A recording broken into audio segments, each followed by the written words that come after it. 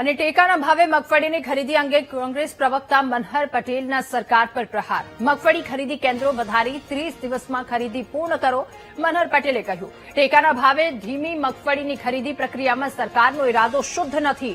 કહ્યું, રોજ 70 ટન ખરીદવાની સરેરાશ ખરીદાય તો 16 લાખ મેટ્રિક ટન મગફળી 3 મહિના લેશે. ખરીદ કેન્દ્રો અને સ્ટાફ વધારવામાં આવે, 66 લાખ મેટ્રિક ટન ઉત્પાદનમાં 16 લાખ ટન જ ખરીદાશે, મનહર પટેલે કહ્યું. હવે 21 દિવસમાં આટલો જથ્થો ખરીદ્યો. સીધો અમારો સવાલ ને સીધો પ્રશ્ન ઉપસ્થિત થાય છે. આ જ પરિસ્થિતિ પ્રમાણે મગફળી ખરીદવાની પ્રક્રિયા જો ચાલે ધીમી ગતિથી, ગોકળગાયની ગતિથી, તો 3 મહિને મગફળી 16 લાખ મેટ્રિક ટન ખરીદાય. આ બધું તિકડમબાજી જે છે એ ખેડૂતોને મૂર્ખ બનાવવાની વાતો છે, એ ભાજપાની અહીંયા છતી થાય છે.